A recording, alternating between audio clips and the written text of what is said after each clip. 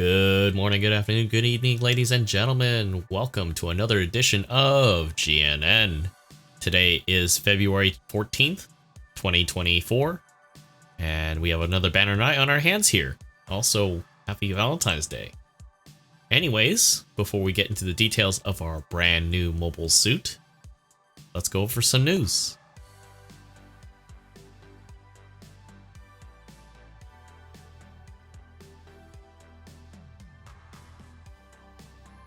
Alright, ladies and gentlemen, our Gundam Battle Operation 2 UC Engage collaboration is coming to a close, as the last suit has been revealed prior to the week. It is the Dijeh Assult Package variant, which is a 3-star, which we'll get into shortly. But we do have a boosted supply drop for that, which includes, if we go into the details here, we do have a half off for that awesome DJ. It is a 600 cost, I believe, a support. But 4 steps. First step being half off, as I mentioned. The second and third, which include a extra chance for materials and mechanic and modification tickets. And then your 4th step being the guaranteed pull. So if you feel like you wanna go for it, it's actually pretty good. And I would say anything, for the most part, on discount is a plus. So if you want to give a chance, try to check the suit out, take a chance, take a gander. 15 tokens is not too bad if you have it to spare. In addition to that, we do have a limited supply drop notice for the level 2 Angsha, which brings it to 650. I believe this is a 600 native, so this gives you a chance to get either the level 1 or level 2 if you don't have it, as well as the beam rifle and beam saber sets for this as well. Recycled ticket counter changes are as follows. We now have the Type 1 Zeku Eins level 2 and level 3 available, as well as the base Delta Gundam 600 and 650 versions, level 1, level 2 respectively as well. Changes to the GP exchange counter is as follows. The full armor Gundam Mark III level 1, level 2 are being added, so I believe this is a native 550, so the 550 600 is now available, plus the 650 bound dock is here, as well as the level 2 version, the 450 cost Gabaldi Alpha high mobility type. So as I mentioned also before we get into things, this is focused on the Dijeh Assult Package, but we do have the situation battles updated now with the Day of Dakar, which, if we go here really quick, this is based on the Zeta scenario, where Char, or rather Quattro, unveils himself to the world. And so we have the good old Zeta at 700, DJ coming in at 600, with 3 Nemos, 550, 450, and 400 respectively for the Aug. And then you have the Titans coming in with Jared and the Byloran at 650, the Ashamar at 600, well, 2 of them rather, sorry. And then you have a Marasai at 450 and a Hyzek at 400. So this is going to be interesting because, looking at the remarks for the Zeta, it will be upgraded with higher mobile suit specs and skill performance compared to the normal base 700. So there's going to be some changes that probably won't be noticeable until you actually get into the hot seat and play around with that. And this is actually going to be on Deserted City, so going to be interesting. That's like the only major urban setting that kind of plays close to the scenario. And then the Byloran for the Titans will be upgraded as well, and it will be equipped with Force Ejector 2. So very interesting for the most part. So if you do the limited missions for the situational battles, it does give you the Nemo level 1 and the Ashamar at level 1 as well for the second week.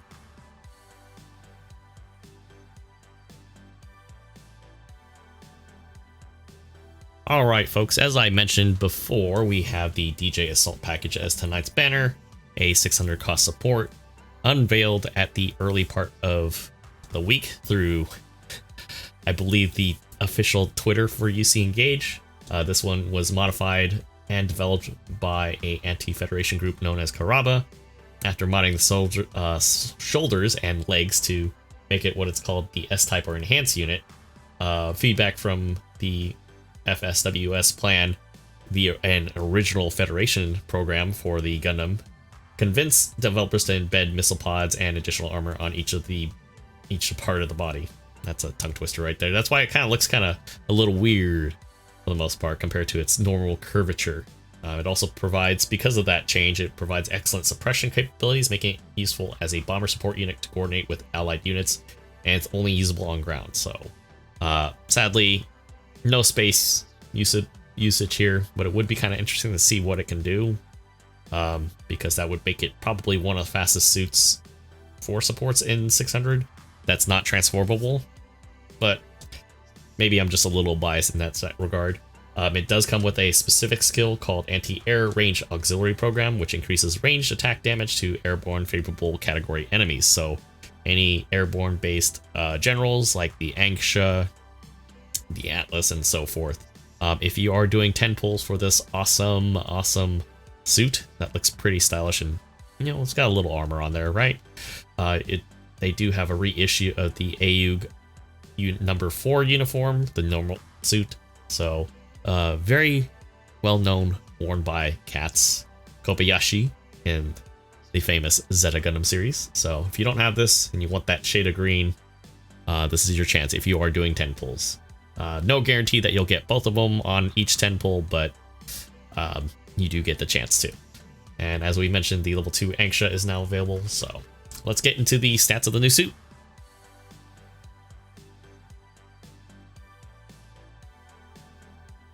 Alright, ladies and gentlemen, here we are with our brand new Dijeh. Now, granted, mine is a lot different.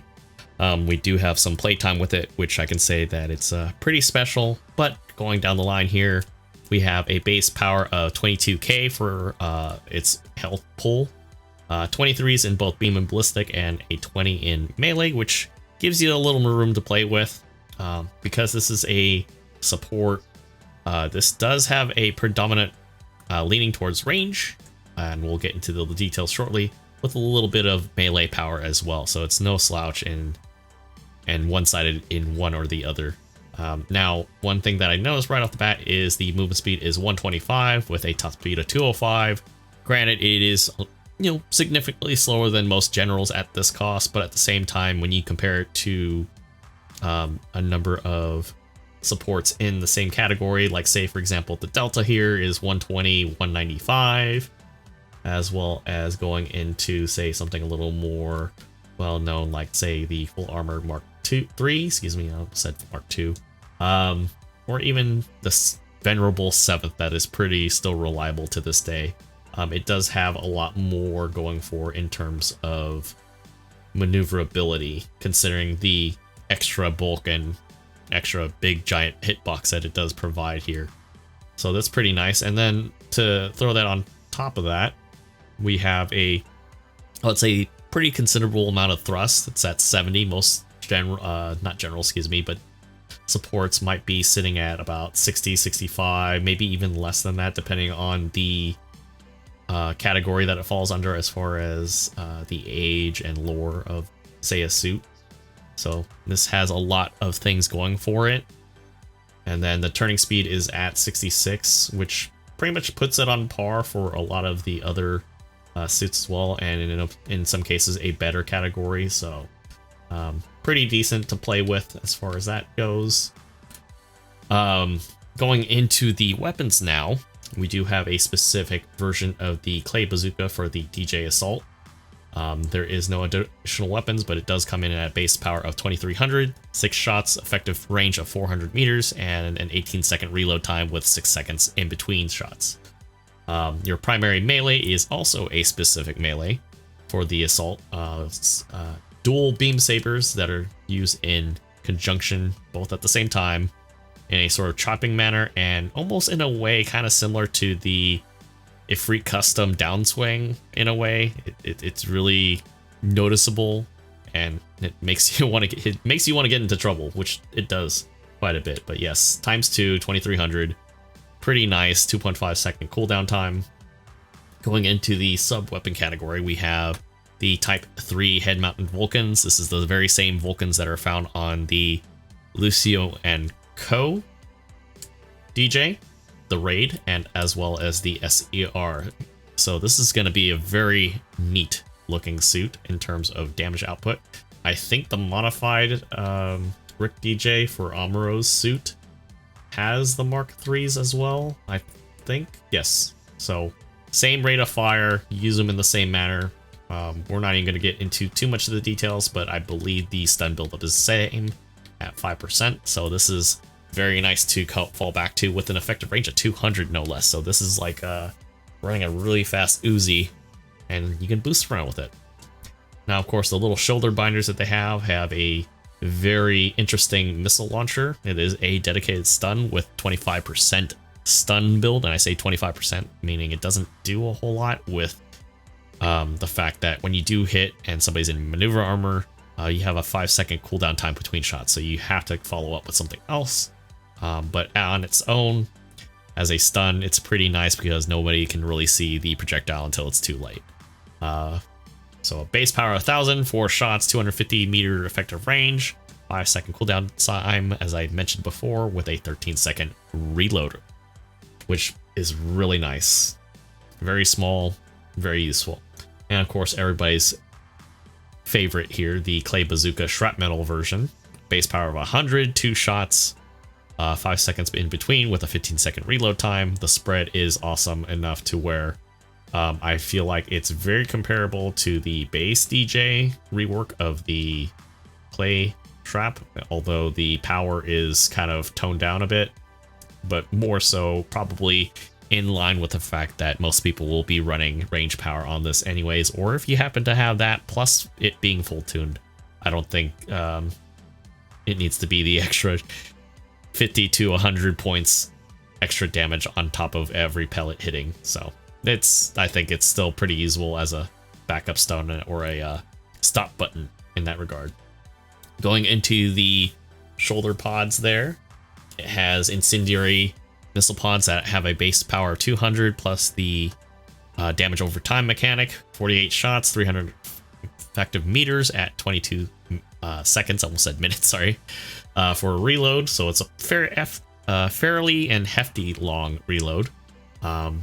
But what makes it very interesting is that I don't know if there's a skill for this per se, but we'll get into that shortly. But this behaves very similar to the mass production Double Zeta Gundam, where it does have limited track. So this is definitely something to be watchful for, considering that the base power doesn't do a whole lot. It's the damage over time deal that you have to really watch out. And on top of that, you do have knee-based missile pods that area deny, and this is also great as a means of defending against raids that have MA2 and above, and the damage control means and all other stuff. So base power 150. It's hard to say how many hits go off as those explosions are going. You guys know if you played the ZZ or been caught by one, it's pretty much the same mechanic as a lot of the other suits that have this as well. 32 shots, 300 effective meters, 2.5 seconds between volleys, and a 25-second reload time. This is really nice. Now, going into the big shopping list of skills like we're probably going to go into right from the start, it has a long list of stuff. Sorry.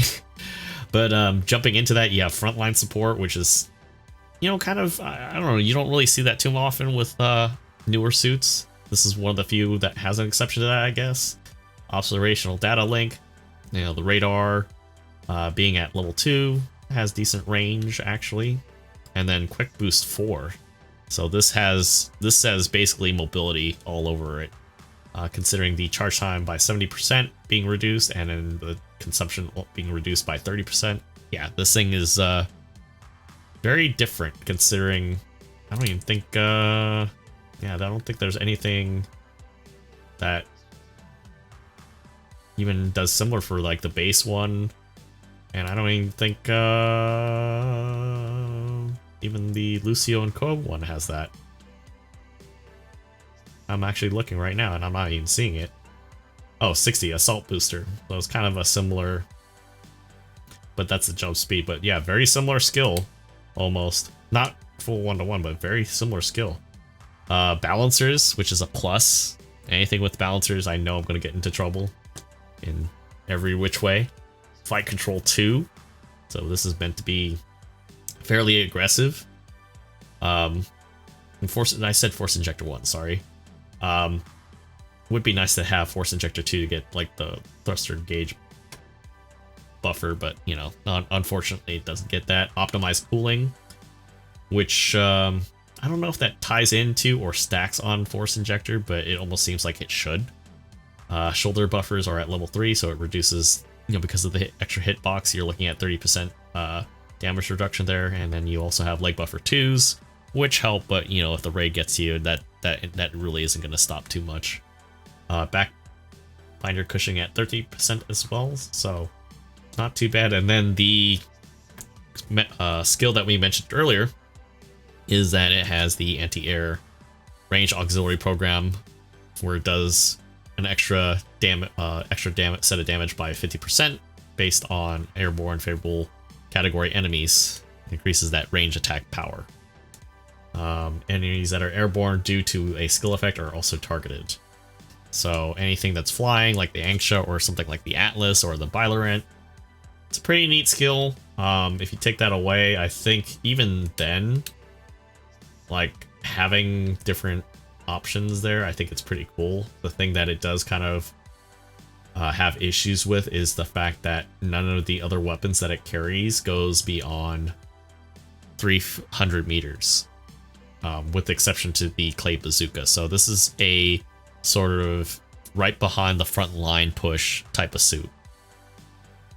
I'm kind of okay that it doesn't have a long range weapon. At the same time, there are certain situations that probably would warrant it, but this is not one of those suits that it's built that way. So we'll see how, moving from Banner Knight forward, how it goes. Unfortunately, if anybody's solo queuing like I am, it's very hard to sort of convey how good or how not good a suit is when the mechanics sort of rely on, mechanics rely on teamwork and, you know, looking out for each other. But I will say that based on the initial match that I've had, and with the kit that this comes with, which is really good, I would say, is that it has the tools to help out the team as need be, especially on something like close range like colony drop or even Arctic base. It has the speed to keep up with that line. So I feel like in that type of situation, because of the limited range, I think it's going to do pretty well as long as the team is there and doesn't trip over each other over that regard. All right, folks, that will conclude tonight's recap of the Dijeh Assult Package from the UC Engage and GBO2 collaboration event that is drawing to a close. Hopefully you guys found the video informative and entertaining, because we appreciate you guys commenting and checking it out. But more importantly, I am very curious what you guys think about the new suit, if you guys are going to pull for this, or rather, if you guys don't like it, why you guys don't like it. But either way, we appreciate you guys liking the video and subscribing, as we are approaching slowly but surely the 1,000 subscriber mark there. We'd like to help you guys do more GBO2 stuff, as well as some of the other gaming things out there. Appreciate the support nonetheless. So until next time, guys, that's it for now, and I will see you guys all on the next video. Take care.